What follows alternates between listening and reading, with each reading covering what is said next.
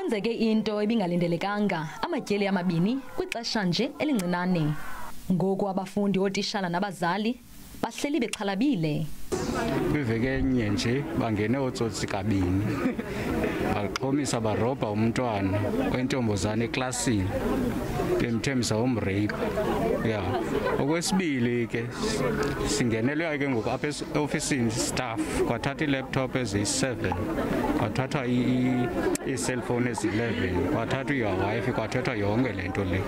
Esi sikolo asinacingo, lonto yenza abafundi nootishala amaxhoba abuphula imithetho. Abafundi abachaphazelekileyo bafumana intuthuzelo yasemphefumulweni. Kabuhlungu kakhulu because into ebasihlele eziklasini kube kufika abantu bezosiqhekezela kuhlukumezo oomem nabantwana besikolo, imbi kakhulu loo nto leyo. Abazali bashiyeke bekwimeko enzima yokukhetha. Sicela urhulumente wasebhisho olidishwa ngutata uMabuyane into yoba mabaze at least bazoncedisana nathi sikwazi into yoba sikwazi uthumela abantwana sinemizimba epholileyo. Isebe lezemfundo likwinkqubo yokufakela ucingo kwesi sikolo. Sele sikuluhlu lwezikolo izokufumana icingo. Kwiindaba ze-SABC, ndingu-Anda Nqonji, eGqeberha.